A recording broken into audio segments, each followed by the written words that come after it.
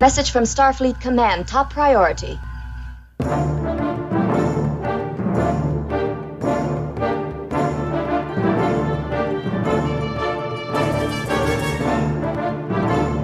You are listening to the TrekRanks podcast, a member of the Tricorder Transmissions Podcast Network. This is episode 105, featuring the top 5 scenes in a corridor. Welcome, Star Trek fans. I am Jim Moorhouse, and I'm the host of the TrekRanks podcast, and tonight we are continuing our Scenes in Trek series. This is the 9th one we've done. It's the top 5 scenes in a corridor, and I think that's pretty self-explanatory. It's those awesome scenes or actions or exposition events, a lot of those walk and talks that take place in the corridors of our hero starships. I love this topic, and joining me to tackle it tonight are two great Trekkies. First up, returning for his 10th appearance, it's number 10. It's our good buddy Carlos Miranda, coming to us live from the Isle of Skye sector in the UK. Welcome back, Carlos. Thank you very much for having me back. This is amazing. I didn't actually know it was the 10th. We should have done something to celebrate. Your first show was actually our first ever Scenes in Trek, Scenes in a Turbo Lift. So now you're bookending that with your number 10 appearance. And our second guest today is hailing us from the Torchwood sector in the Cardiff Quadrant in Wales. It's Mr. Geoff Owen. Welcome back, Geoff. How you doing, Jim? I am good. I feel like you were on really recently, but when I checked my records, it was over a year ago in 2019, episode 68, our first abstract topic, the abstract threes. Yeah, abstract threes. That was a lot of fun and a lot of work to try and figure that one out. Yeah, we're gonna bring back the abstract series at some point. So, all right, this is gonna be awesome. Let's get started now with our TrekRanks recalibration. Let's start with something small, like a recalibration of the EPS manifolds. As regular listeners will know by now, general order number 1 of the TrekRanks charter is that we love Trek. We love to rate Trek via some deep dive topics just to get the conversation started. And remember, it's not about the ranks. That's just our excuse to talk about Star Trek. Because as Mr. Spock himself has said, our show is all about infinite diversity in infinite combinations, symbolizing the elements that create truth and beauty. No wrong answers. It's not about being right or definitive in any way. It's about sharing the things we love about Trek. We love it all, from TOS to TNG, straight through to Enterprise and the Kelvin timeline, and now Discovery, Short Trek, Star Trek Picard, Lower Decks. It's all fair game here on the TrekRanks podcast. Black alert. Black alert. And a reminder that this episode of TrekRanks is current through 801 episodes of Star Trek, which translates to through the 3rd season of Star Trek Discovery. We're now in a little bit of a fallow period, waiting for some new Trek. And then our last reminder that episodes is a shorthand term we use, but the 13 films are always in play as well. Have boosted power to the communications bandwidth. We appreciate that, Mr. Kim, and you can find TrekRanks on Subspace at TrekRanks.com. You can contact me directly on Twitter at TrekRanks or at Enterprise Extra. And you can also call and leave us a message with your own picks at 609-512-LLAP. That's 609-512-5527. All right, so to wrap it up, Carlos and Geoff, let everybody know how they can get a hold of you on Subspace. Carlos, we know this. Well, at Double Mac. At Double Mac, because, in addition to my Star Trek obsession, I also have a very healthy obsession with espresso. So definitely. I am always on Twitter, and Twitter for me is 90% Star Trek. So by all means, hit me up there. Fantastic. And Geoff, I love your handle, which I can never remember because there's so many different symbols. But well, as much as Carlos loves his espresso, I'm a big fan of motorsport. So mine is at NCC_17 Formula One.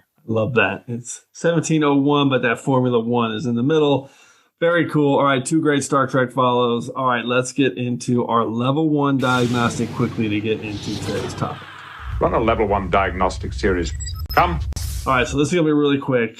Everyone knows that my favorite series that we do here on TrekRanks is our Scenes in Trek. So I just want to run through the roll call of what we've done in the past. This is number 9. Previously, we've done Scenes in a Turbo Lift, Shuttlecraft, Jeffrey's Tube, Scenes in a Brig, on location, in a cave, in sick bay. We did scenes on Earth, and now we're finally doing scenes in a corridor, and we have so many of these in my back pocket. So we're going to keep doing this one. And for scenes in a corridor, I love the classic walk and talk scenes in television and movies. Law and Order is famous for it with their walk and talks on the street, and especially in Star Trek because a lot of them take place in the corridors where the sets are built so they're kind of walking in circles, and maybe it doesn't make a lot of directional sense in terms of the ways they're turning right and then right again and then right again. They're basically going in a big square, and a lot of times you have a cutaway when they come around a corner and then they pick it up on the other side, and really they're just starting at the back end of the set that they've already been walking. I love them. I love scenes in a corridor. So that's what we're going to talk about. Let's get into it now in our prime directive and see how everybody narrowed down their picks. But what you're proposing is exactly the kind of tampering the prime directive prohibits. All right, so this one's wide open. Anything is eligible from a corridor standpoint in 801 episodes of Trek.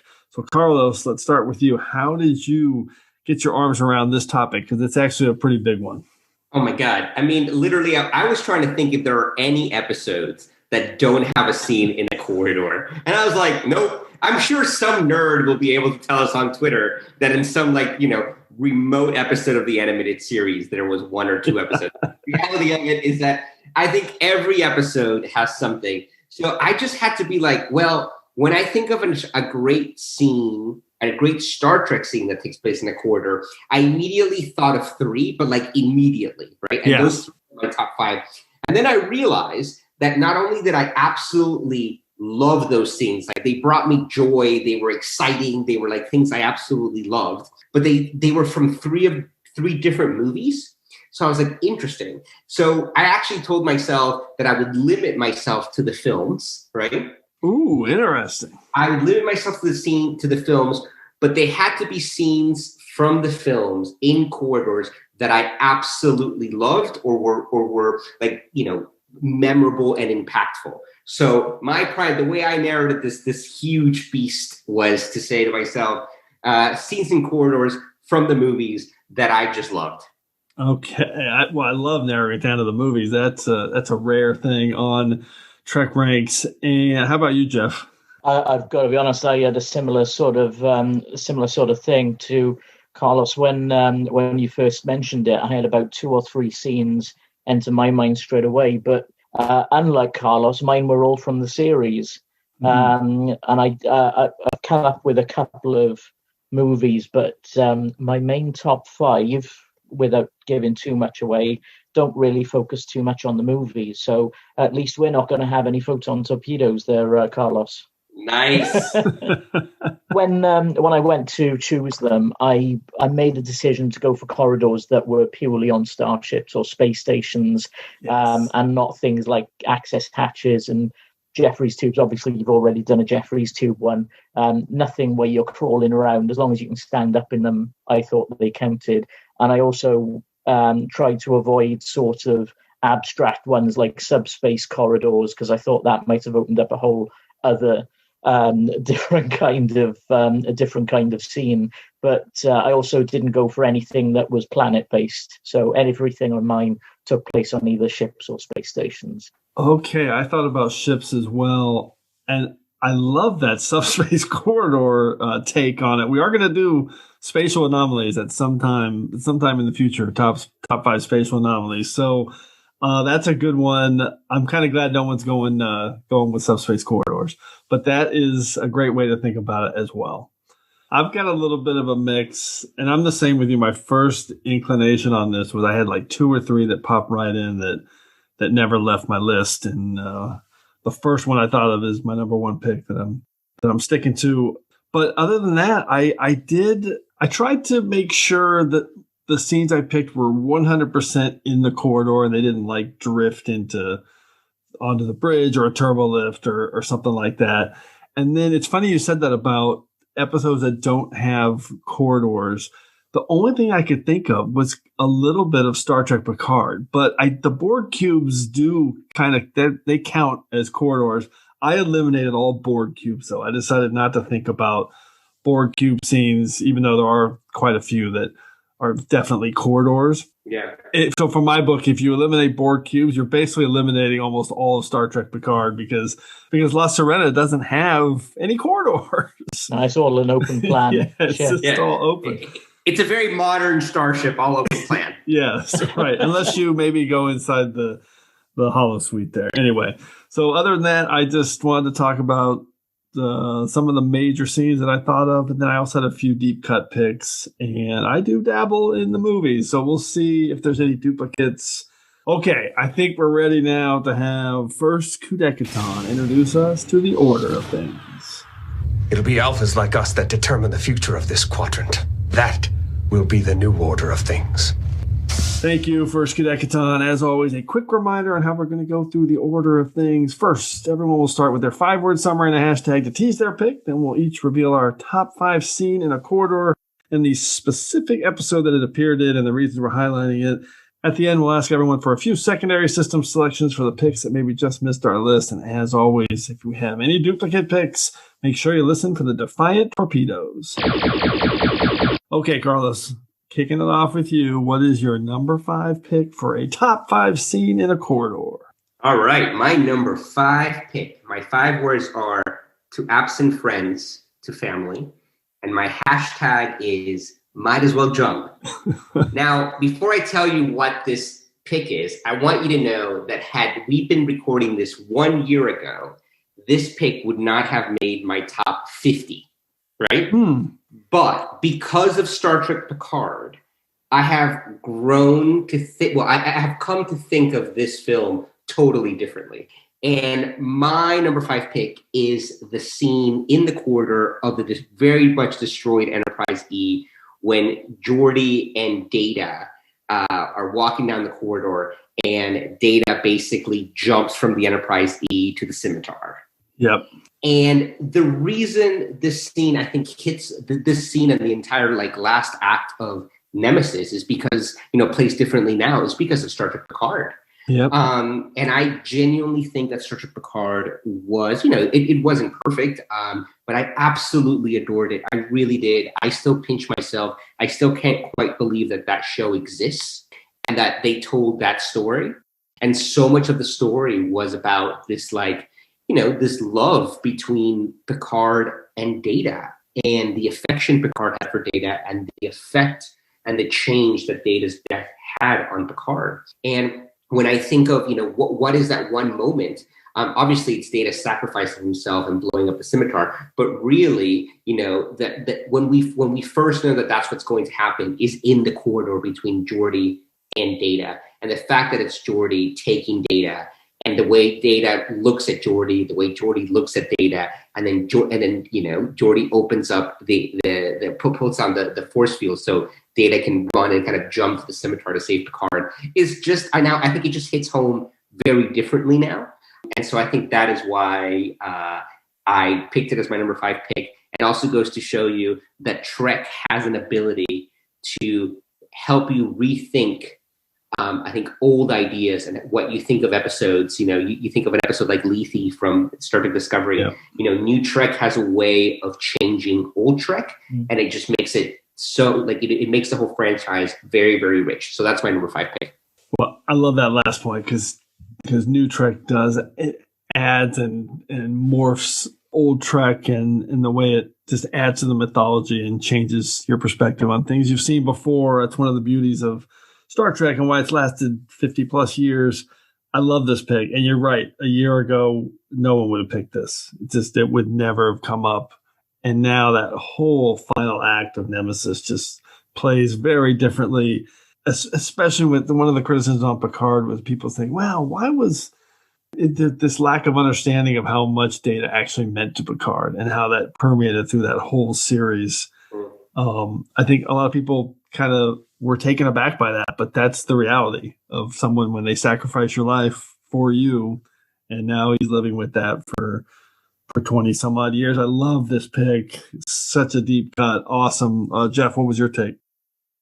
I haven't actually done a rewatch of Nemesis since coming to the end of Picard. I'm actually finishing off watching a rewatch of Voyager first before I go to Nemesis. So I've got the nice Admiral Janeway scene slotted in there.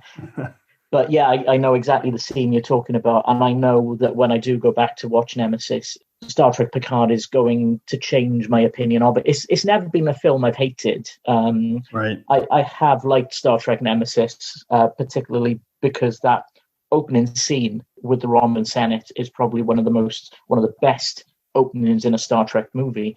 I am one of the people that actually quite likes Star Trek Nemesis, so I'm looking forward to watching it again. And yeah, I do remember the scene, and that's a great choice. Fantastic choice. Yeah, it's great to go back and revisit now after Picard. I love it. Awesome pick. Geoff, how about you? What's your round 5 pick?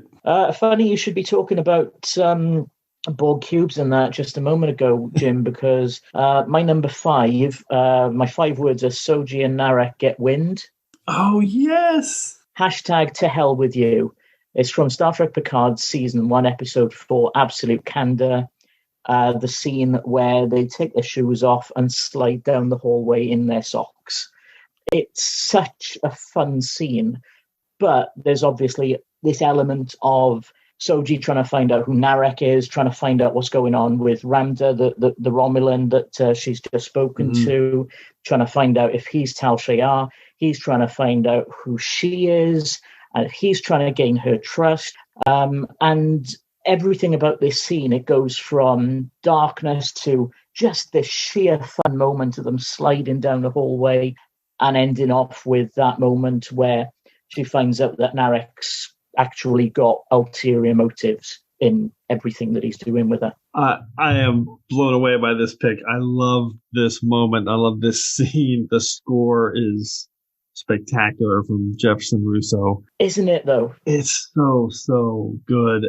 And this scene is a big moment in the whole series. It's not only the two of them coming together, but it's the first time you really you start understanding what Narek's playing at when he's revealing very subtly that, well, your name's not on the, I think it was the Ellison, actually. Yeah, it was the Ellison, the ship after Harlan Ellison. So it's the first time you kind of realize, he's trying to kind of like slowly provoke her awakening, or and then there's also the moment when she's walking down the corridor where she tilts her head like Data for the first time walking around the corner. I forgot. Yeah, this scene is brilliant, and it's definitely a corridor. Like I said, I mean, all these Borg cubes are corridors.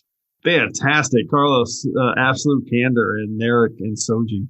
Yeah, I mean, it's funny. That is I think that's one of my least favorite episodes of Picard. But I really like that scene. I really like Narek as one of those kind of characters that you love to hate.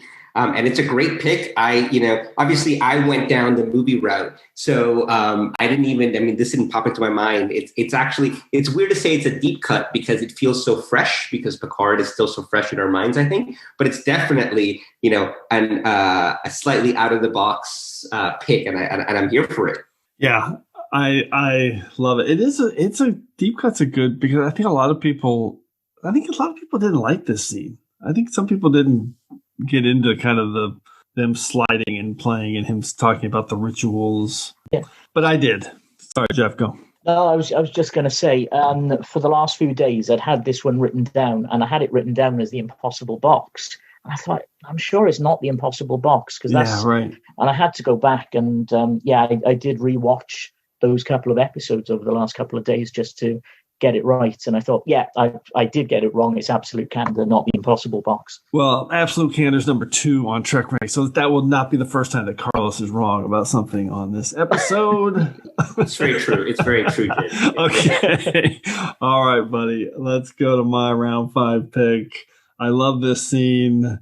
I think I'm a little bit in the minority on this one, too. I think it's just super fun. It's part of what makes Star Trek Beyond such a joy for me. So I'm going into the movies as well on this round.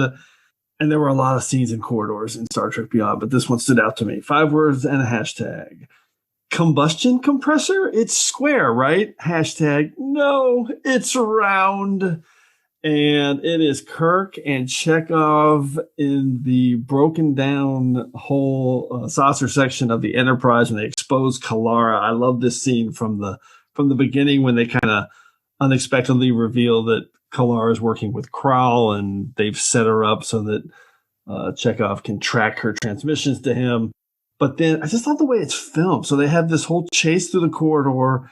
It's sideways. The ship's busted up. There's a lot of good phaser fire, good action. But I love this moment where Kirk and Chekhov get pinned at the end of a corridor, and they're standing on the kind of broken down rail, and they see the basically Kirk has the idea to engage the thrusters right there with a phaser shot, and Chekhov is freaking out. We're basically standing on top of a very large bomb. Can we get this thing sorted? Are you intimating the tuition? Engage the thrusters? I am open to other suggestions. Okay. There's a problem, sir. Fuel is primed, but I cannot let it to combust. Captain, we are basically standing on a very large bomb. If you miss the combustion compressor... I'm not gonna miss, come on. Sir, do you know what the combustion compressor looks like? Oh, it's square, right? No, sir, it's round. That's what I said! I love this moment when they explode the saucer section and it flips over. I just think it's so much fun. It's just a great blockbuster movie moment. But again, I think a lot of people didn't connect with this one the way I did. So I love all these scenes. They're just running through corridors. There's also a great moment where the camera pulls out of one corridor, whips around the outside and back to inside another corridor where they're still doing the chase. So I kind of thought this one wouldn't make my list, but in the end I didn't want to cut it out. So Carlos, what's your take on this corridor scene in Star Trek Beyond? You know, one of the things that I was thinking about when earlier in the introduction, you were talking about how, especially in the 90s kind of Berman era sets, you know, that the corridors just kind of went in a circle, right? One of the things I loved about the Kelvin films is the fact that like the Enterprise feels massive, right? Yeah. And they really did build so many different corridors, and all the corridors, you know, did connect, and they did lead to turbo lifts, and then they could open up the turbo lifts and they would be on the bridge. And so I love the corridor design of the Kelvin Enterprise. I mean, this is one of these scenes where I definitely didn't have the same connection to you as you did, Jim.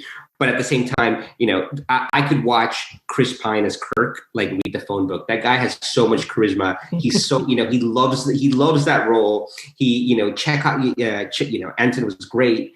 So there's a lot to love in all of those Kelvin movies. And that scene, again, it's not something that I would necessarily think about or go to. But it is fun, and they're dynamic. Putting them together, because they really didn't work together much in the previous movies. Putting them together was fun, and so, you know, Beyond is a fine, for the most part, it's a fun little movie.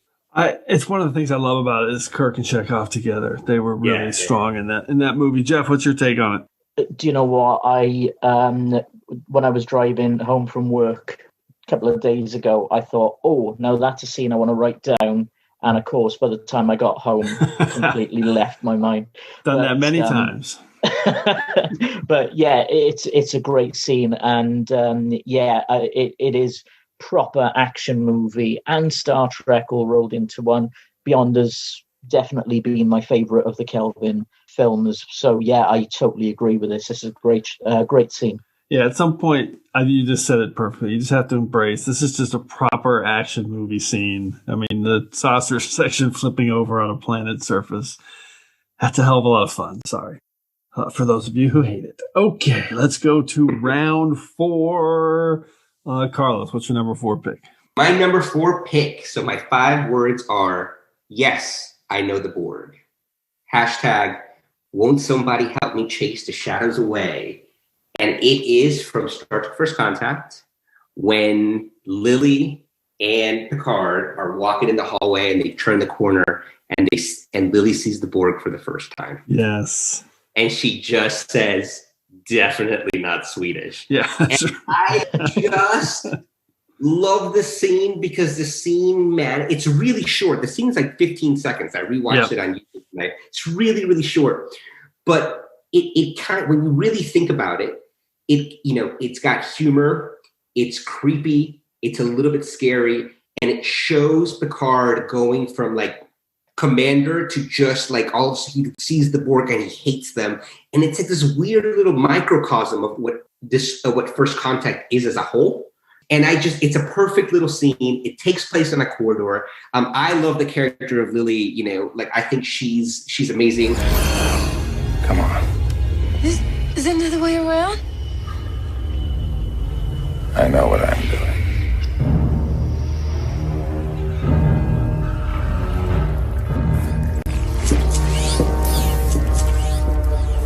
Definitely not Swedish.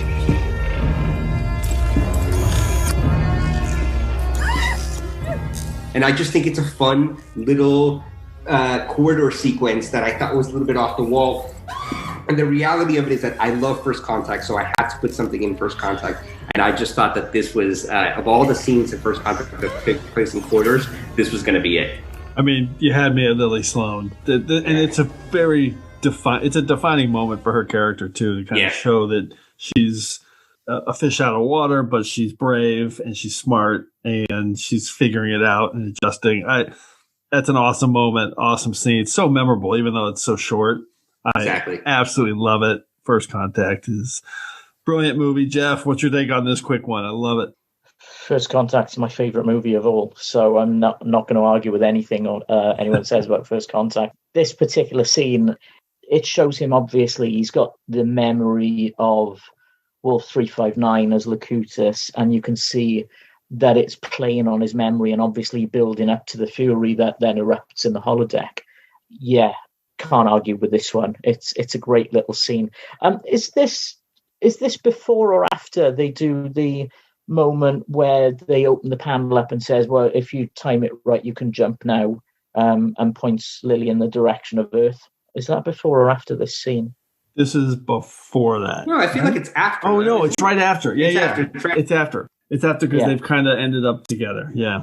Yeah, I always think of those two scenes together for some reason. I know it's obviously the two of them, but yeah. They basically flow together, so yeah. Yeah. But yeah, absolutely. Great scene and great horror moment and great acting from Patrick Stewart. All right, Geoff, how about you? What's your number 4 pick? Number 4 pick. My 5 words are, she'll always bring you home. #, the Admiral's a rather remarkable man. Star Trek The Next Generation, Season 1, Episode 1, Encounter at Farpoint. Ooh. Before I'd seen this episode, I hadn't seen much of the original series. I'm getting emotional, by the way.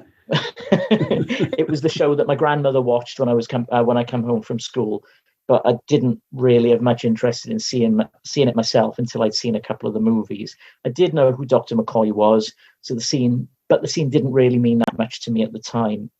I do remember showing the episode to my gran, who didn't really like the episode, but I do remember that she was glad to see Dr. McCoy. Yeah. But as time has worn on, I've watched all of the original series. I've grown to love the cast of the original show, particularly McCoy. And that scene has resonated more and more with Data. I watch that scene now, and not only does it remind me of good memories of the original show, it makes me think of my gran as well. Well, it's a new ship, but she's got the right name. Now, you remember that, you hear? I will, sir. You treat her like a lady, and she'll always bring you home. Well, I did not think of this one, and this is going to be hard pressed to be topped out of our 15 picks because I love this moment. It's one of my all-time favorites with McCoy. It really was the perfect way to kind of hand off the show at a time when, you know, a lot of people were like, you can't have Star Trek without Kirk and Spock. So such an emotional moment. The writing on it is spectacular. The way they filmed it, seeing DeForest Kelley again as McCoy, just brilliant. I love this one. Carlos, what's your take? Yeah, I this is a great pick, Geoff. Like a really great pick. It's wonderfully emotional. It's wonderfully melancholy. And the fact that it's Data, it's not Picard. It's Picard. It's Data and McCoy just really hits. And it's wonderful. I think this is a great pick. Like I said, it's not a deep cut because when you think about it, that scene is very, very prominent in the episode. Yeah. But it's not something that I think that even if I would have said, I'm only going to do scenes from a corridor from Next Generation, I don't know that I would have picked it. So a phenomenal pick. Yeah, I mean, I didn't think of it, but if I had, it would be on my list. That's how good this picture is. I agree. Good, so good.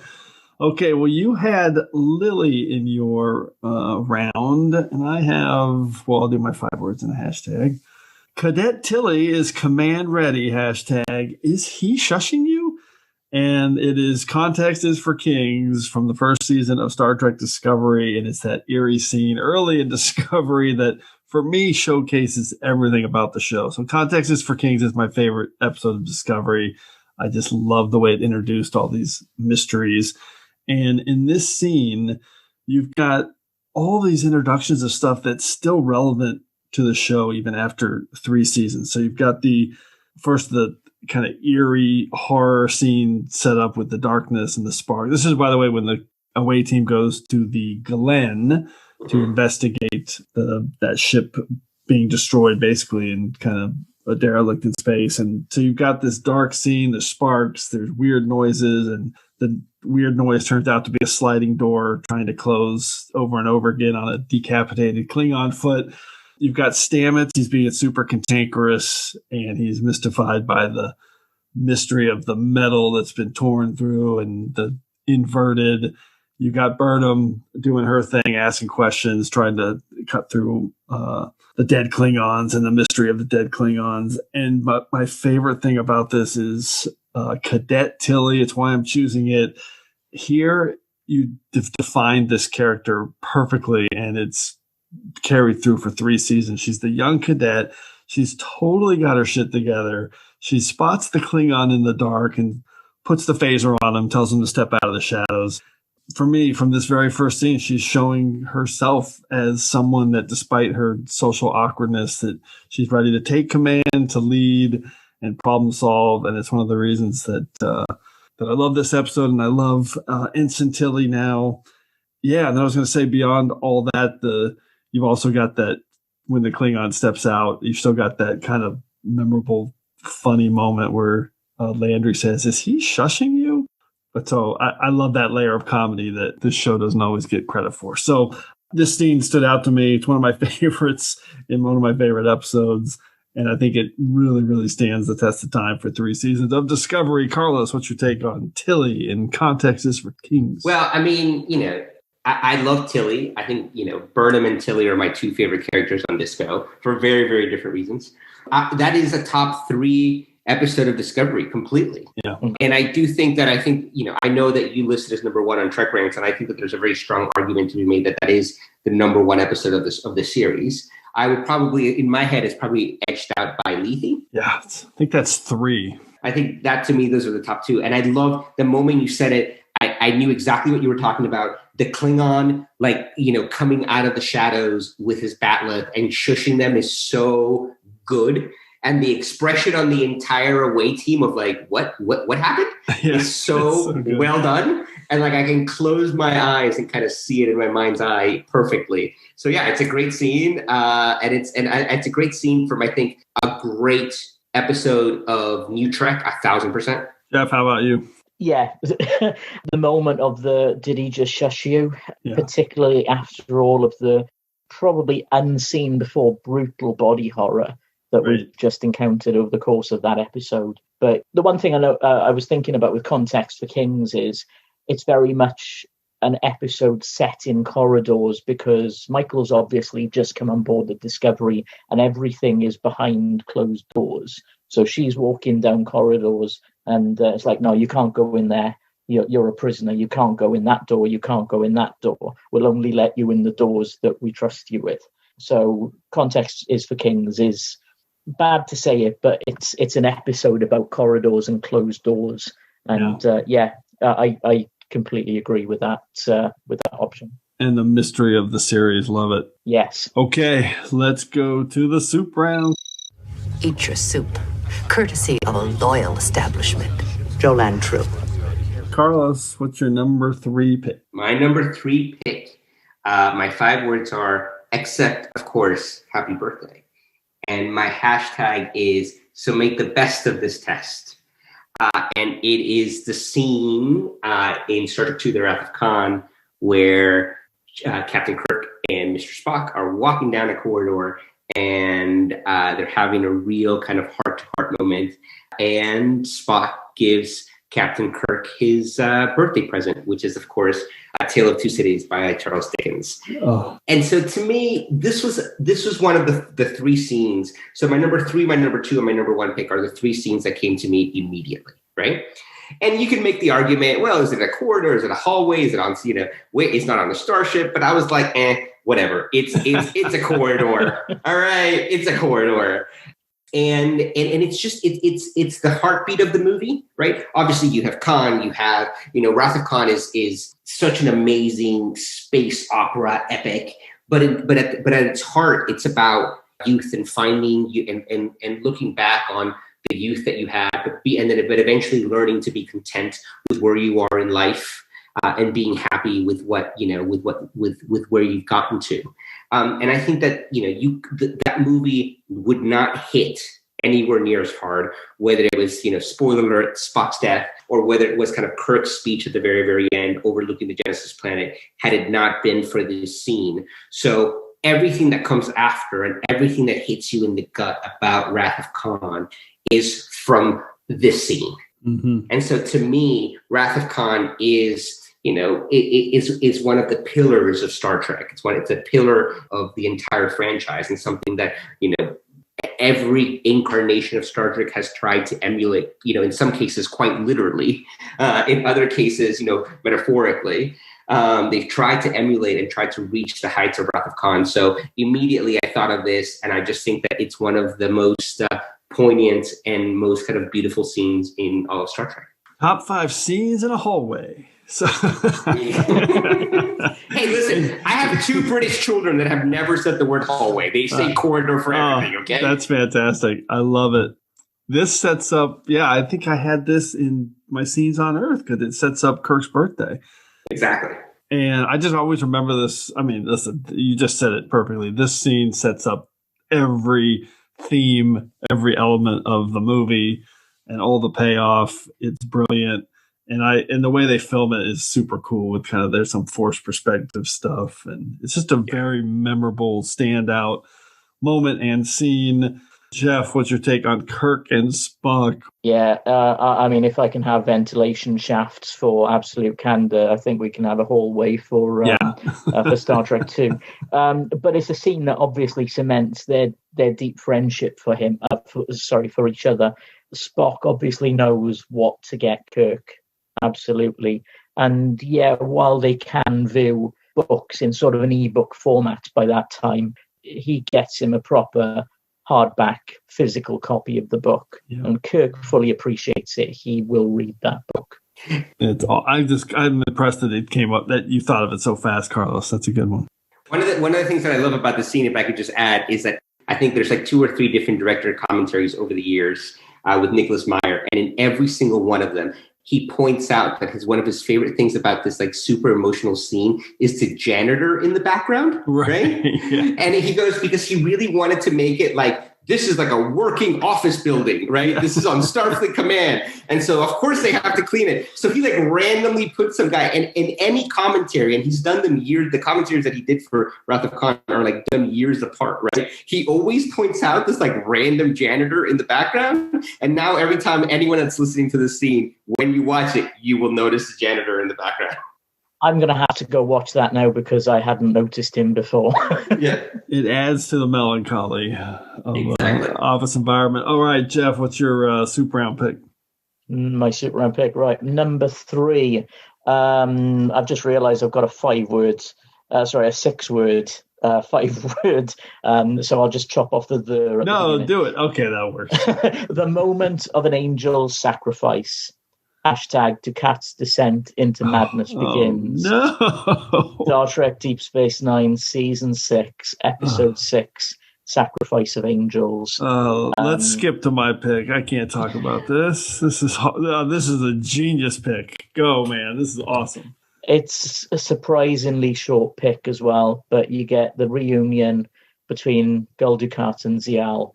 Dukat tries to get her to leave DS9 with him. She confesses that she's helped Kira escape from the holding cells.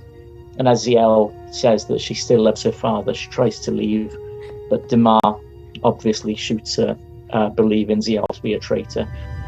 I love you. No! You heard her. She's a traitor. Geoff, it's all right. It's all right. It's all right. Geoff, I forgive you. It's all right. We're out of time, sir. The last ship is waiting for us. It's the culmination of a fantastically daring 6-episode opening story arc for season 6, and left such a bittersweet taste knowing that Deep Space Nine had been reclaimed at such a terrible cost. Yeah, this is a great pick. I didn't think of it either.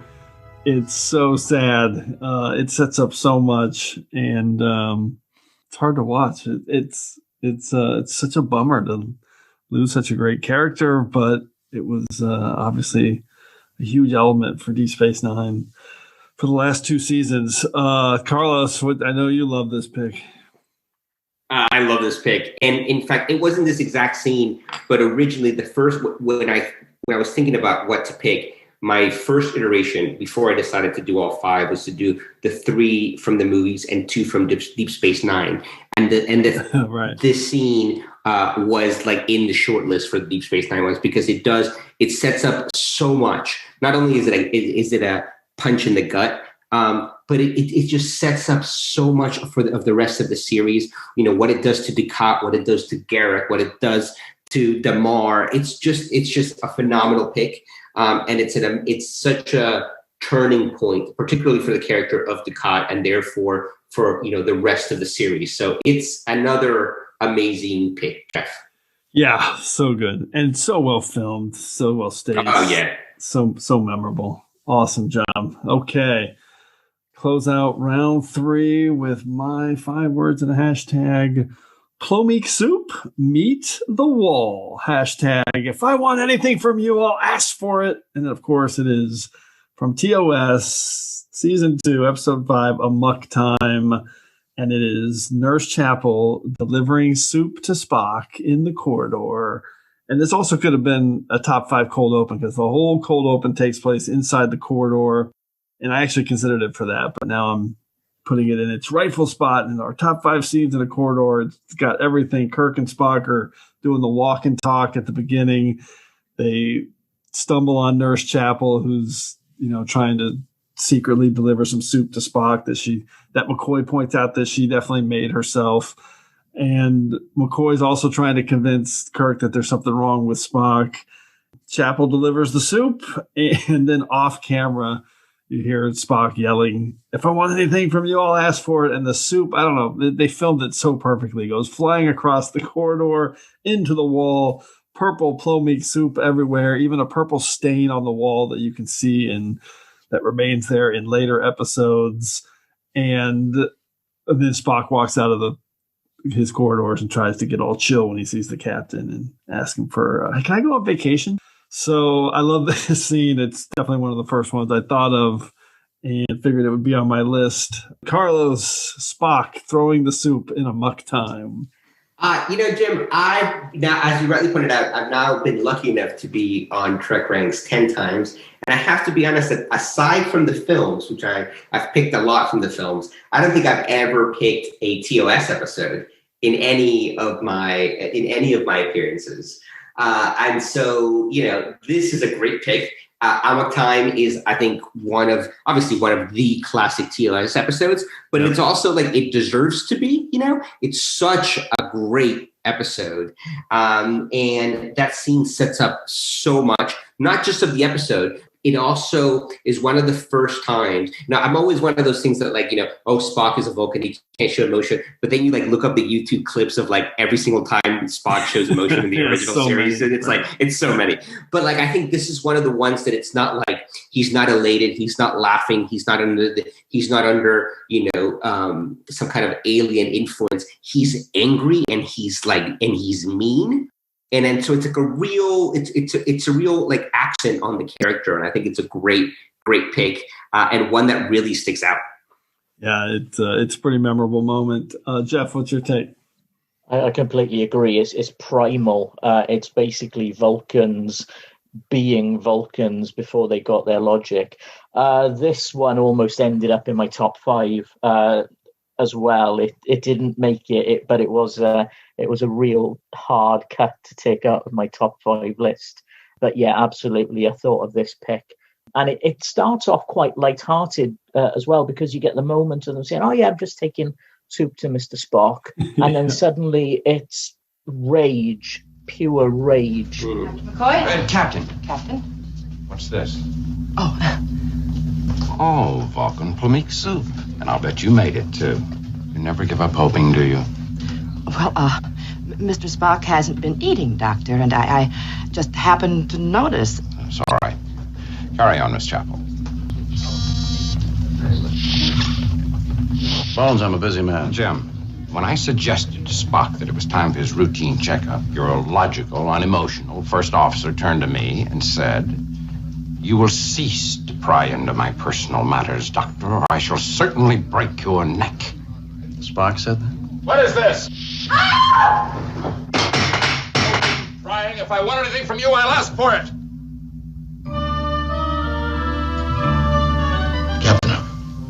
I should like to request a leave of absence on my home planet. On our present course, you can divert to Vulcan with a loss of but 2.8 light days.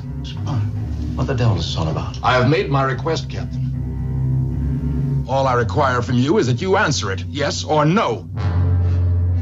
Yeah, it's a great scene, absolutely. And suddenly it's all over the wall. Okay, so close out the Plomik Soup round. Let's go to round 2. Carlos, what's your number 2 pick? All right, my number 2 pick.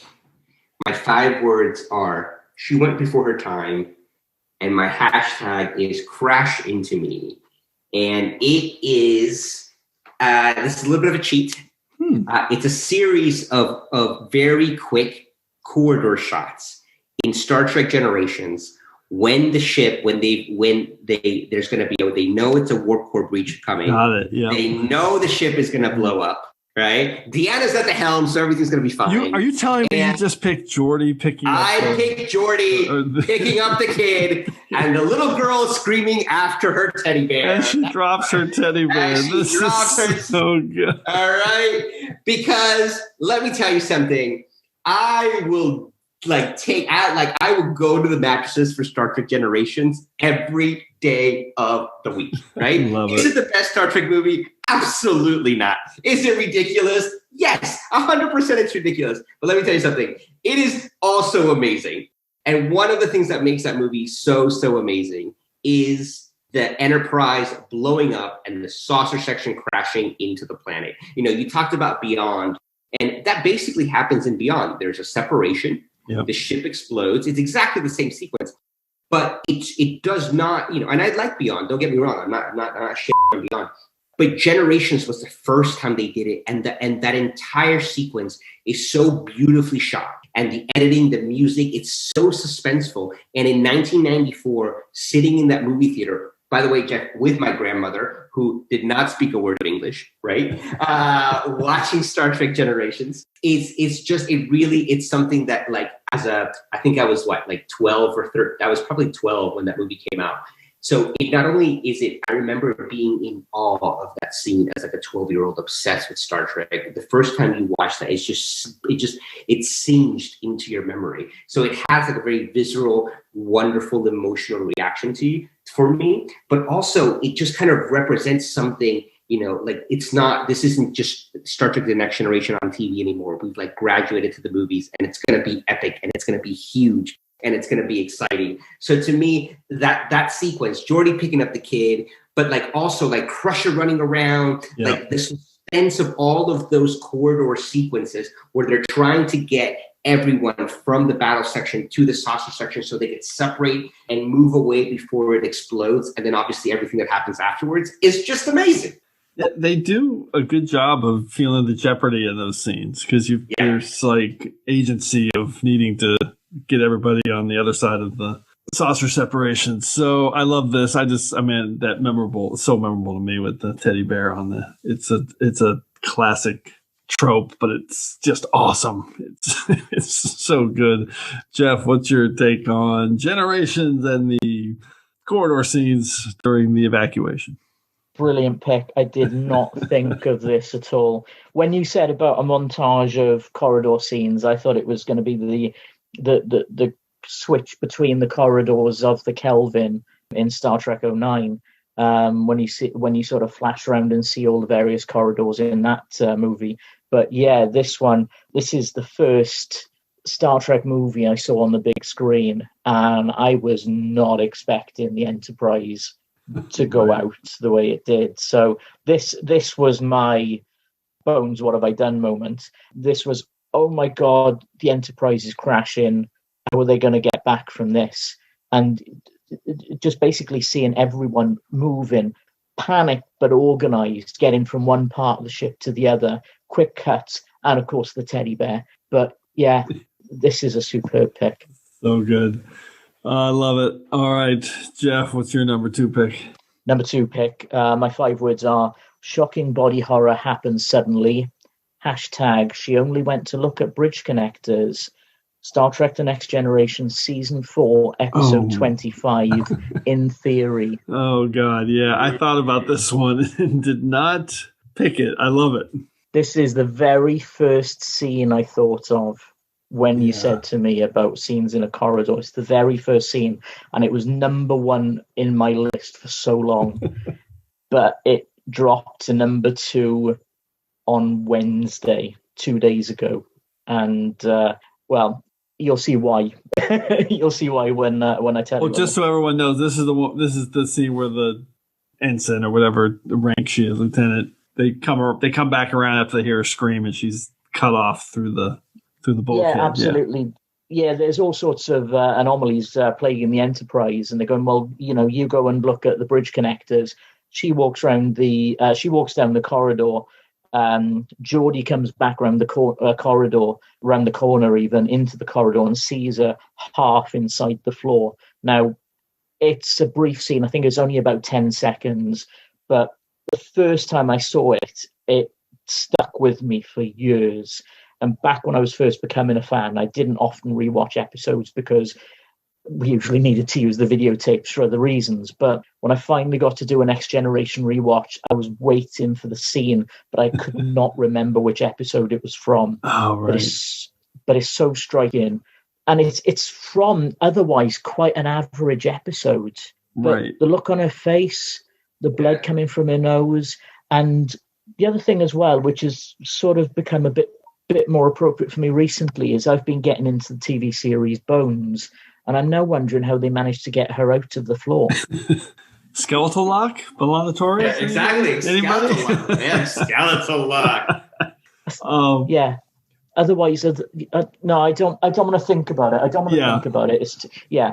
I'll just say this, that you don't remember this as in Theory. You think it's probably like in Night Terrors or Schisms or something. Yeah, exactly. But it's in Theory, and I just looked it up. It was Bill Mann's choice as his number 1 gory moment in episode 13. In Theory, the crewman in the deck, our buddy Bill Mann. So, Carlos, what's your take on this one? It's an awesome pick. It's funny. I completely agree with you. It's like I don't think of it as being in that episode. But you guys remember, like in the 90s, and it's kind of have a comeback in terms of like some collecting circles. You had those like beautifully done Star Trek customizable card games. Yep. Yeah.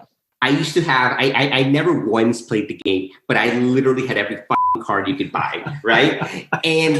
and one of the cards was that, and it was just the picture of her with her hands all twisted, right? And the blood coming out of her nose. And like, I remember looking at it all the time with this like morbid fascination and thinking that things like, did they have to cut out the floor? How did they beam her out? Like, how did they get her out? And so to me, yes, it's a very gruesome image, but I immediately think of that one card in the customizable card game where it was her all twisted. So it's a really good picture. Such a memorable and it's image. Even more graphic in Blu-ray as well. Oh, right. Yeah, of course. Another great pick. Let's do my number 2 pick. 5 words and a hashtag. 12 Klingons constitute a swarm? Hashtag just a maintenance crew doing our job. And it is Trials and Tribulations, Deep Space Nine, Season 5. It's Kirk, Spock, Dax, and Sisko in one amazing corridor scene. I would have picked this even if the Trials and Tribulations didn't exist. It was just The Trouble with Tribbles, which is an awesome scene with Kirk walking up to the wall, flicking the communications, and saying to Mr. Bear, I wasn't aware, Mr. Bear, said 12 Klingons constitute a swarm. All these iconic moments in this scene. But then Deep Space Nine does the impossible, and they add Sisko and Dax in the background, where Dax is talking about how good-looking Spock is, and Sisko mentions Kirk fighting the Gorn, and basically just trying to say, listen, we just need to be like we're a maintenance crew doing our job in the background. It works so good. I love it so much. Really, it should be my number one, but I thought this one might be a duplicate. I'm glad it hasn't been so far, but to me, it's this iconic all-time Star Trek moment. Carlos, what's your take on Trials and Tribulations and Kirk, Spock, Dax, and Sisko in the same scene? It's amazing, and the best thing about it is that when she's talking about how good looking he is, and Sisko then says, "Yeah, Kirk did have a reputation for ladies' man," and then he's referring to Spock, and then in real life, Dax marries Spock's son. It's the best. Oh, that's right. That's so good. It's so good. So true. And there's also a moment where she's like, "I can't believe you don't want to meet Kirk," which is awesome because it kind of sets up the end of the episode when Sisko's like, yeah, I want to meet Kirk, and he goes and meets Kirk. Geoff, how about you? I'm so glad you picked this. I picked Trials and Tribulations when I was on for Abstract 3s, and I thought, I can't pick it again. I really can't pick it again, but I so wanted to. So I'm glad you picked it so we get to talk about it. Yeah. But yeah, that moment of, not Kirk, Spock, and Sisko's look at Dax and just goes, let's go. That's right. Yeah, let's go. Escorts her away. So good. But yeah, it's such a good scene. And I think that was, other than the moment in K7, I think that was the first of the special effects that took place on the Enterprise, where you had Kirk, Spock, and DS9 crew appearing on screen together. So yeah, that scene is such a great scene. Yeah, shout out to the production team and everybody that put it together. I mean, basically the entire Deep Space Nine amazing production crew did such a great job on it, from Ira Stephen Bear all the way through to the Akutas, and it was directed by Jonathan West, who's one of their director of photography. So it was just brilliant, really good. Isn't it nuts that was 25 years ago? One, right? It's nuts, yeah. And two, wow, really? Yeah, 25 years ago. And because this year is the 55th anniversary, and that was done for the 30th anniversary. Yeah. And I always think, this blows my mind, I always think that if New Trek were to go back in time to old Trek, they would go back to 90s Star Trek. That to me is crazy. So like if they were to do it again, like if we had the disco crew or whatever going back in time, they would go back in time to I don't know, like a random episode of TNG.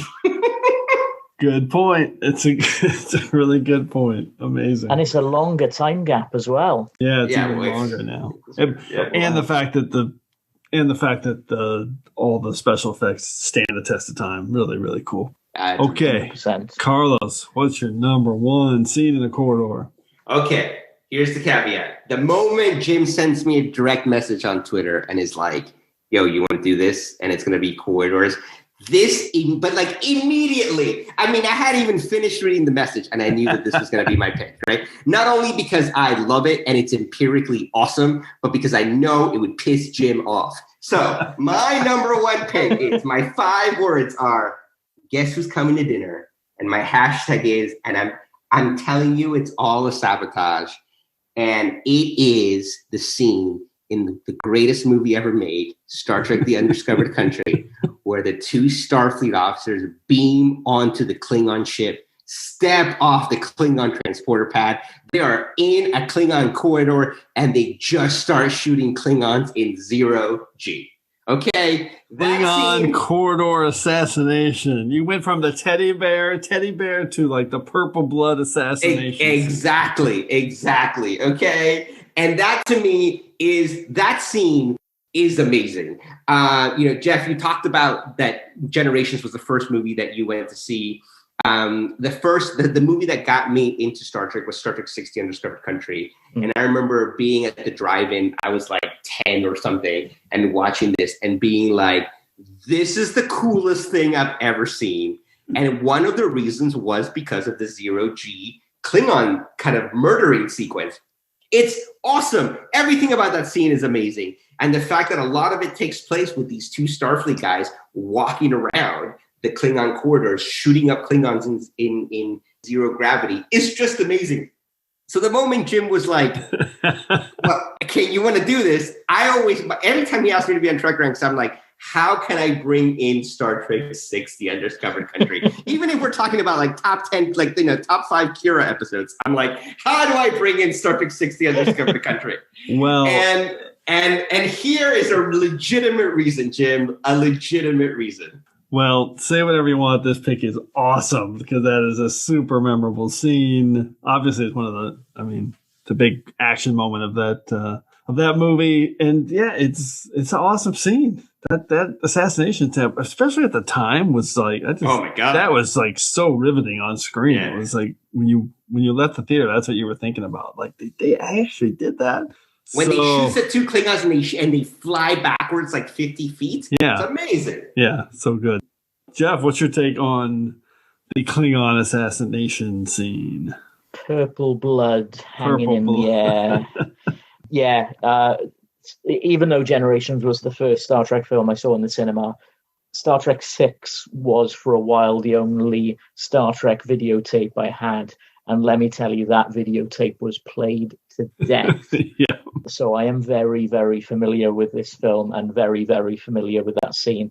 Blows me away every time I watch that scene. I love it. Yeah, it's superb.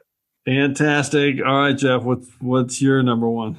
Well, as I said, In Theory was my number one for so long until I've just completed my rewatch of the last few episodes of the last season. So my number one, The Bridge Crew Tour de Force, # Suicide Mission, Star Trek Discovery Season 3, Episode 13, That Hope Is You, Part 2. Awesome! It's a bit of a cheat because it's over 2 scenes, but it's Tilly, Detmer, Ina, Bryce, and Reese as they succumb to hypoxia and Tilly ordering Owo to become the hero. Why can't the nacelles be closer? We're almost to the access point. Hang in there. I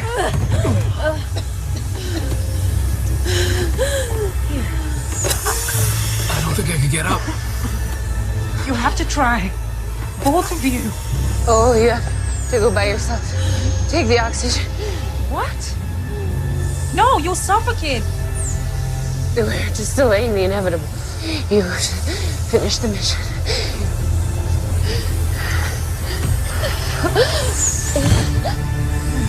Please.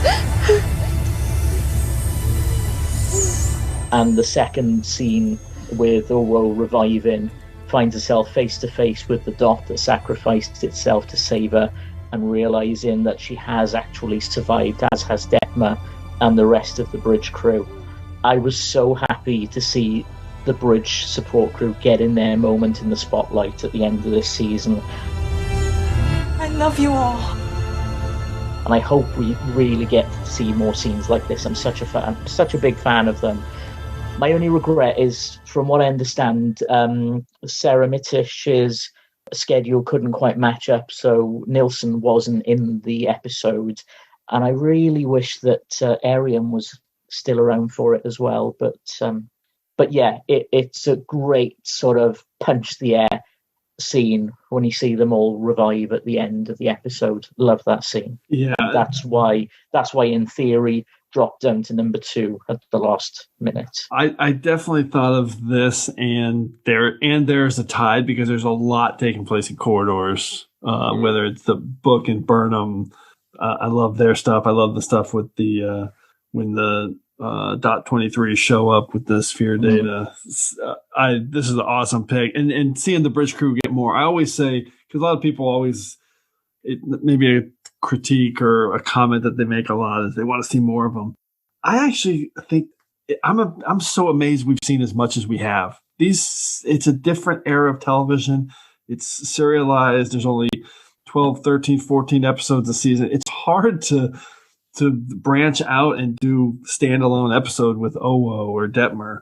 And the fact that they've given them so much to do, I'm thankful for it. So I just think they've done an amazing job of integrating them a little bit more each season. I love this pick. Fantastic. Special shout out to Bryce as well, because he's been so far the only person throughout all of Star Trek that's ever spoken Welsh, which he did. That's right. Was that in an Oval for Corone? Yeah, when the Universal Translator broke down. So yes, he gets a special mention for speaking Welsh. That is so cool. Carlos, what's your take? Well, I mean, I can't follow a proud Welshman. Like, that's all, I really can't. I think the scene, obviously, I know exactly what you're talking about. I just watched it, obviously, like all of us, just a few weeks ago. I really, aside from the last sequence, which I thought was pitch perfect in every way, shape, or form, I loved the last sequence of Disco season 3. I really did not like the last 2 episodes of Disco this season. I just didn't. So interesting, because it's my favorite episode of the whole season. That's so funny. I love the final 3-parter. Oh my God. And partly it's not, I love the crew. Burnham and Book. I love them. I love them together. I love the bridge crew. Every time there's like lower decks or supporting characters in any Trek series, I'm in. Give me a story about Rom any day of the week, right? So I'm here for it. I love the characters on Disco very much. But the problem that I had with the season was that I wrote this whole thing for Trek News about the things I loved and the things I didn't. And the things I didn't love about the season were, one, like the cause of the burn, like why it happened, and the Emerald Chain, which I just thought were like really weak sauce villains. And because those 2 things kind of crescendo in this episode, or these 2 episodes, I just didn't really connect with them. But, with that noted, Geoff, I love the bridge crew. I love every single one of them. I'm like, give me a spin-off with those guys, or at least give me an episode where it's just them like hanging out and drinking margaritas together. I'm here for that, right? So I understand why you picked it. I'm here for those guys. I want to see them succeed. I love the fact, and I agree with you, Jim, with only 12 or 13 episodes, arguably Detmer got as much screen time as like Stamets, right? Yeah, I mean, that's probably not quite as much, but that's a really good that's a good comparison to say that she got a lot. She got a really good storyline this season. Completely. And by the way, I mean, I like Detmer more than Stamets anyway. But I understand, even though those 2 episodes did not work for me because of the cause of the burn and the Emerald Chain, because it's the bridge crew and because I just want them to win all the time, I get it, and I was here for it. No, I totally get it. And your Trek News article, everyone should check it out. It's a really good breakdown on the Discovery season 3. You did a good job of explaining the things you didn't like and kind of qualifying the elements. Because, like, for me, my first take on Emerald Chain was, this is not a great villain, but it all changed for me with that scene in There Is a Tide. I just thought that motivation was really, really, really special. Something we haven't seen in Star Trek, the way that played out. But I get why it didn't work for you. And you made a good argument for that. Okay, that's another show, though. All right, my number 1 pick, 5 words and a hashtag. This is the first scene in a corridor that I thought of when this topic came up. So it's my number 1, 5 words and a hashtag. Archer won't leave T'Pol behind. Hashtag T'Pol won't leave Archer either. And it is Enterprise Season 3, Episode 8, Twilight. And it's this moment at the beginning that sets up one of the great episodes of Star Trek Enterprise where Archer saves T'Pol in the corridor. It's really, to me, it's one of the most beautiful episodes of Star Trek. It's unbelievable time anomaly adventure with big effects, big story, and really big emotions too. but it all feels intimate, this episode. And I love this scene. It starts where they're talking about movie night. They're doing the walk and talk. They're going to go see Rosemary's Baby, and Archer's definitely trying to encourage T'Pol to go. And they get hit by an anomaly, and next thing you know, the bulkhead crashes in on top of T'Pol, and she's telling him to get out of there and leave, and he won't leave her behind, knowing that these anomalies are hitting. And at the last minute, he frees her from the bulkhead, pushes her out of the way. The anomaly hits him, and then we know he wakes up in a future where Earth is destroyed, and he's reliving basically. He has no long-term memory from these temporal parasites. And the scene sets up an amazing episode because it shows you get this, you see how dedicated Archer is to his crew, but then on the flip side, you see how T'Pol is not going to forget that, and she's going to be dedicated to him literally for the next 12 years, telling him every morning kind of what's going on and reliving the day. And I love that about their relationship. I love that they kind of put all that into this one episode, and we didn't have to have a ship between Archer and T'Pol, because I just don't think that would have been great. And instead, they were able to showcase their friendship and partnership and their mutual respect in this moment. So that's my pick, Twilight. I love that episode. Carlos, what's your take on this one? I mean, that's one of the greatest episodes of Enterprise, as you rightly pointed out. Yeah. And I mean, I'm here for T'Pol every day of the week, right? T'Pol, to me, is the greatest unsung character in all of Star Trek. Yeah. I love T'Pol. I think, Jolene does an amazing job.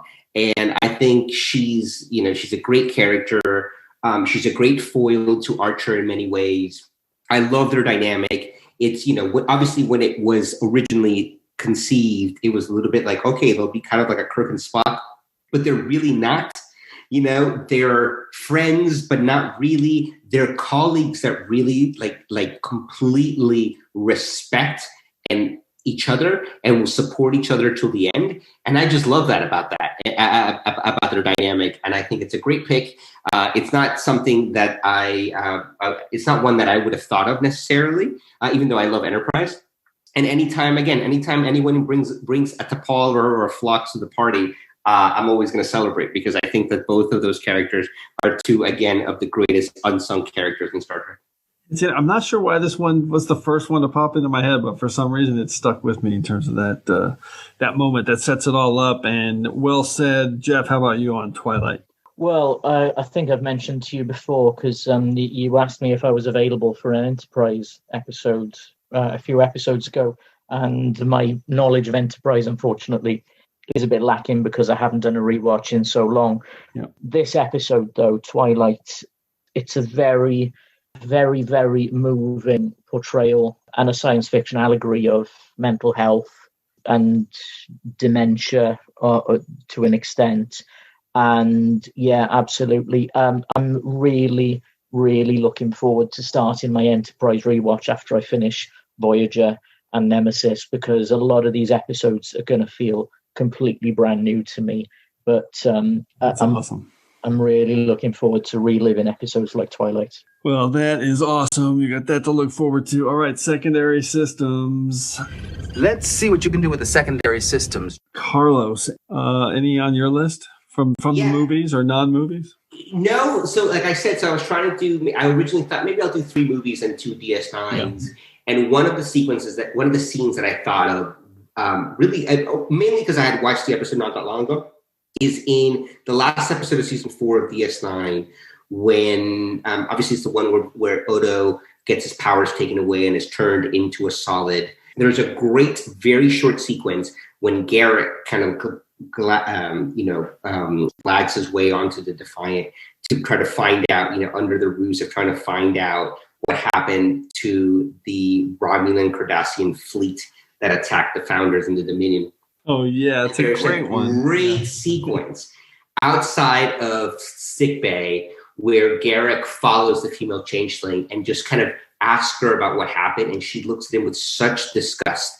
And what's amazing about that sequence is that in and of itself, it's a great sequence. Obviously it's female changeling, great villain, Garrick, one of the greatest characters in Star Trek of all time, like going at it for a few seconds. But what's amazing about it is the subtext of what happens, because so much about her hatred for Cardassians, you at this point don't really know that why he's really asking that is because of an Aberrantane, who is, spoiler alert, his dad. So it's just so amazing. And it was one of these things that it's such a small scene, and in a good but not particularly awesome episode of DS9. But it was one of the scenes that it came to me immediately because it takes place in the Defiant corridors, which are tiny and cramped and very submarine-ish. And it's just this wonderful sequence between two supporting characters who we love and who we love to hate. But because there's so much subtext, there's so much going on behind the scenes between these two characters, it just stuck out to me. So that was one of the ones that I was going to go to before I decided to go all movies. That's a great one. I love it. How about you, Geoff? I've got a few on secondary systems. Just thinking through corridors, I was getting a lot of flashes and glimpses of moments from episodes. Things like, would you like a remote control Vorta from the Magnificent Ferengi as he's constantly walking into the wall?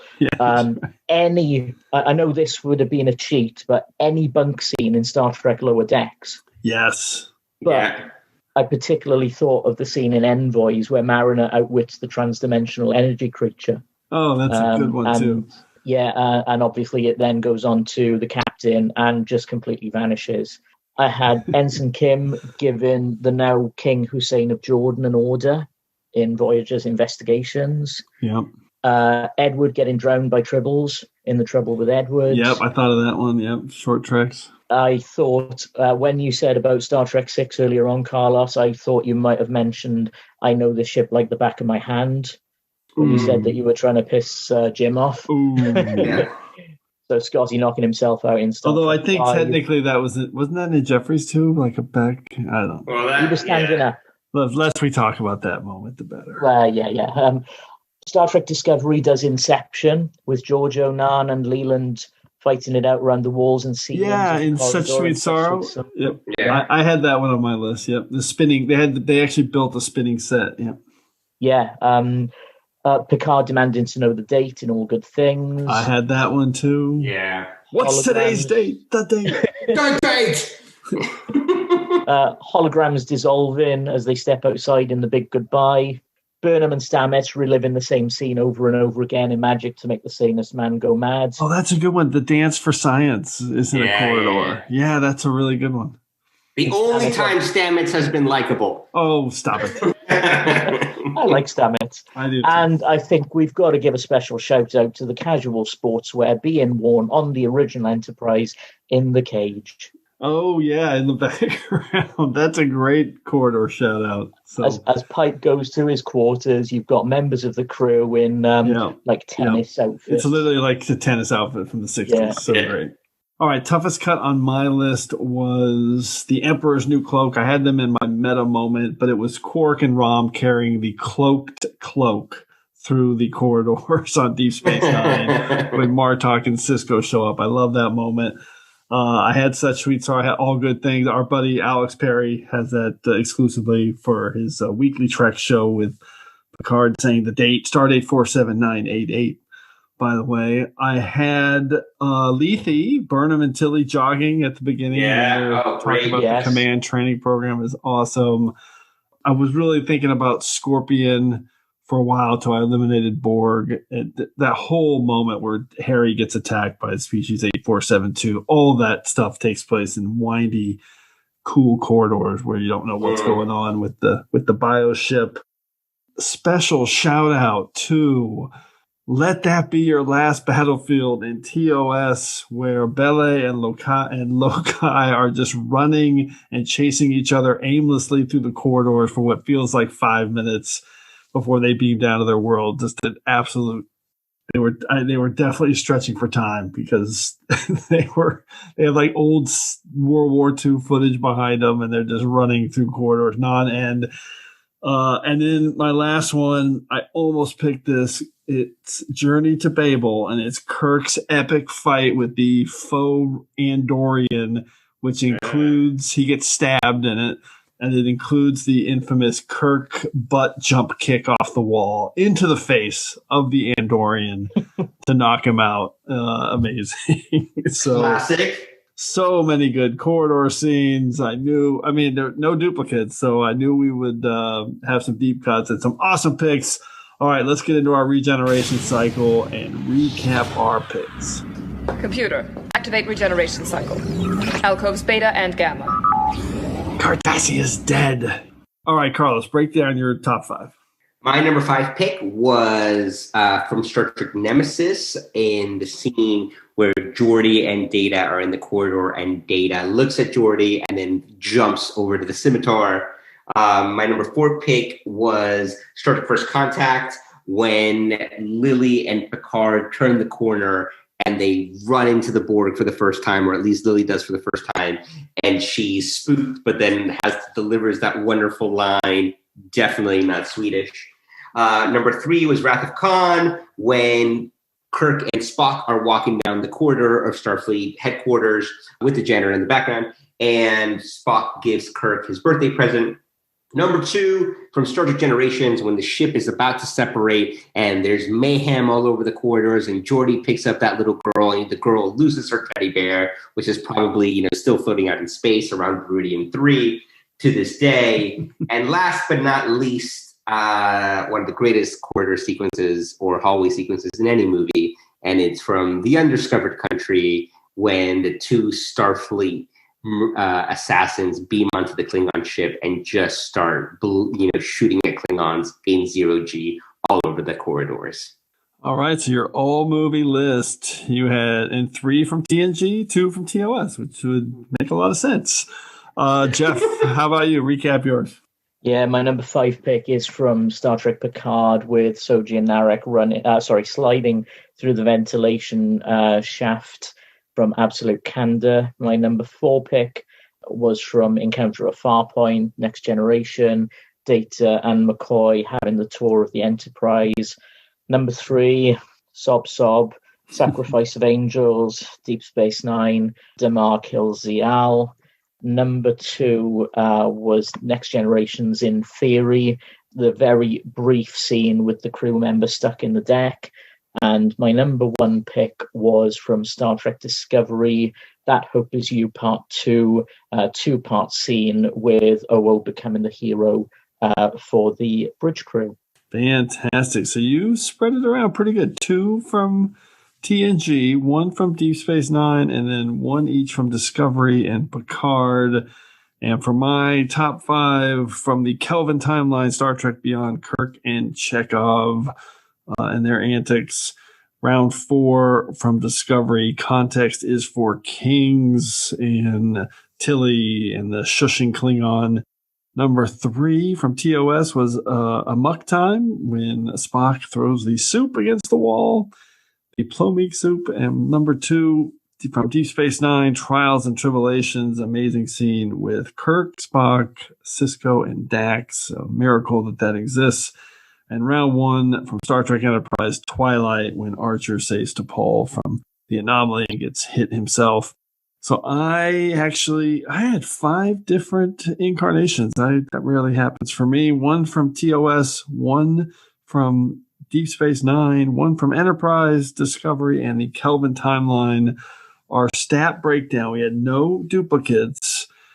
And our corridors were represented 11 times on Starfleet ships, twice on alien ships, once on an alien space station, and we had 1 on Earth from Carlos, picking that moment from the Wrath of Khan. And our series breakdown, man, we really spread it around good. No Lower Decks or Star Trek or Short Treks picks. No Voyager, which really surprised me. A lot of great corridor scenes in Voyager. But we had 1 each from Picard, Kelvin Timeline, Enterprise, 2 from Deep Space Nine and Discovery, 3 from TOS, and 5 from TNG leading the way. And overall, there were 6 films picked. So that is our statistical breakdown on scenes in the corridor. But as we do every week, we've been hit by temporal distortion. So before we can depart, it's time to hear from you.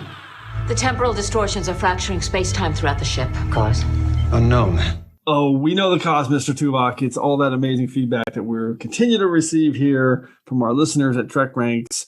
And for this week's temporal distortion, we've been getting in a lot of voicemails lately, but we've been playing those pretty consistently. But we're going to read off a few amazing lists from one of our recent episodes. It was really popular. I was surprised. Oh, actually, Carlos, you were on it. It's number 96, the top 5 Cardassian episodes. Got a ton of good lists. Nice. So I'm going to read off a couple of those picks that stand out right now from Rick Everson, sheer Ricking Hubris at TrekFan.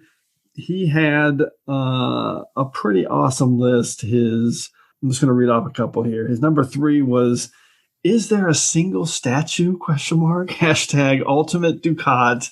And of course, it's Ducat arguing in Waltz that he can't believe there's not a statue for him. A great Cardassian episode.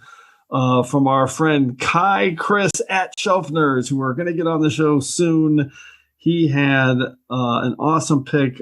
Boorish behavior of one man. Hashtag Kira Maru. Wrongs darker than death or night.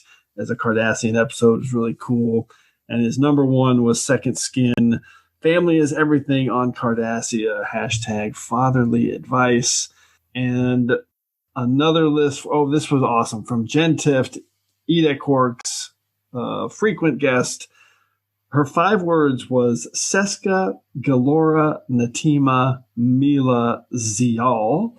5 Cardassian women's names, and her hashtag gorgeous ladies of Cardassia, and her 5 picks were worst case scenario for Seska, Destiny, Galora, Prophet and Lace, Natima, the Dogs of War, Mila, and Sons and Daughters, Ziao. I love that list. And then really cool, we got a 5-episode list in from the master of Cardassian literature herself, Dr. Una McCormick, who is at Una McCormick on Twitter, and she sent her top 5 Cardassian episodes. Number 5 was Cardassians. Number 4, Improbable Cause. Number 3, Second Skin. Number 2, Tacking into the Wind, which was, I think, my number 2.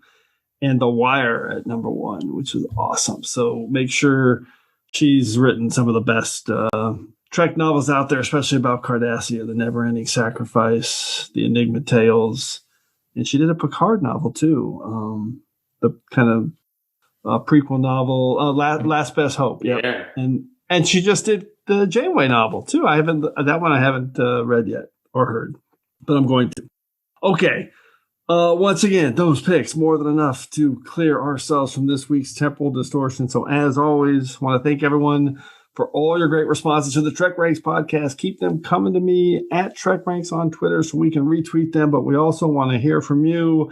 So put together your own list of top 5 scenes in a corridor or a list from any of our past shows. Give us a call at the Tricorder Transmissions at 609-512-5527. That's 609-512-LLAP. Or as I say every week, you can just record it and send me a DM. We can link it that way. So hopefully we'll hear from you so you can be featured on the next episode of TrekRanks. And on the next episode of TrekRanks, we are doing what I think should be a pretty cool and fun topic. It is pretty simple. It's the top 5 rescues. So this topic came up pretty recently on my scanners. Somebody suggested it on Twitter, and I liked it so much I put it into the rotation. So Carlos and Geoff, if you had to choose one rescue, it's as simple as that, a rescue in Trek history. It can be defined in a lot of ways. What would you pick? Carlos, you got anything? Oh my God, it's got to be, rescuing Captain Picard as Locutus from Best of Both Worlds, right? That's definitely a big one. Worf and Data pulling off the rescue of Locutus, Picard as Locutus. Geoff, how about you? I guess I got to pick something else now. I mean, that's a pretty big one.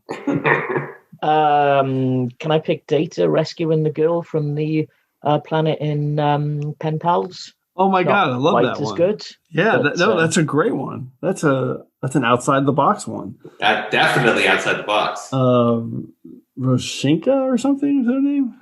Creepy finger girl. That's the old way to remember. Okay. All right. That's going to be a unique topic, I think. A lot of different ways to look at that one. All right, so before we wrap it up, a huge thanks to Carlos Miranda and Geoff Owen. Great to have you both on the show.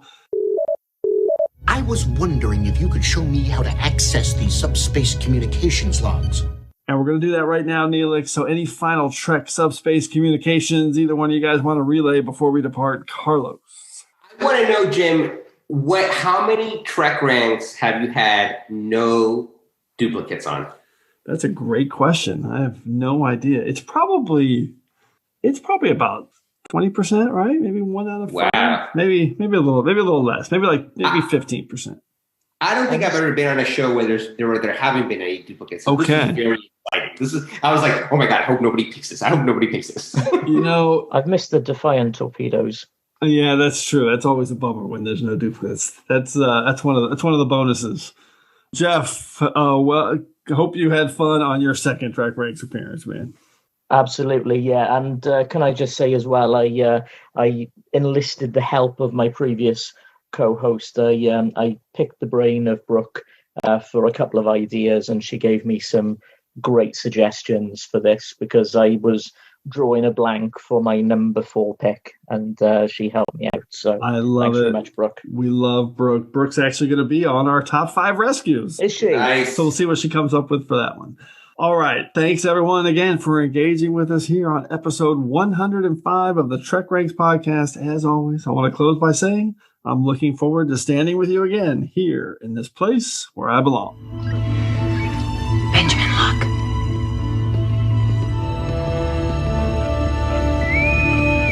Bridge to Captain Kirk. Kirk here. Mr. Barris is waiting on Channel 8 to speak to you, sir. Keep working. We're a maintenance crew just doing a job. Mr. Barris is coming on. Yes, Mr. Barris, what can I do for you? Kirk, this station is swarming with Klingons. I was not aware, Mr. Barris, that 12 Klingons constitutes a swarm.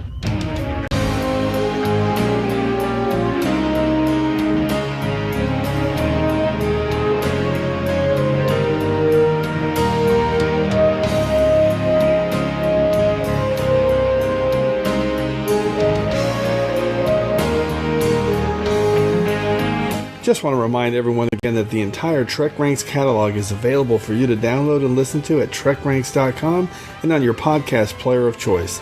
Our episodes never get carbon dated, so check out the topics you've missed and maybe just want to listen to again over at TrekRanks.com.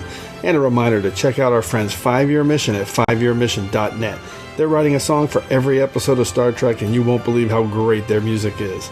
They also have a podcast at the Trek Geeks Network, so seek them out. You won't regret it.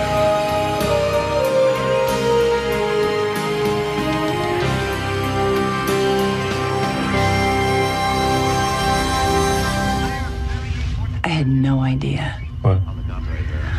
He's so much more handsome in person. Those eyes. Kirk had quite the reputation as a ladies' man. Not him. Spock. Free and complete access to this station. For that man who just walked out of the bridge. That's cool.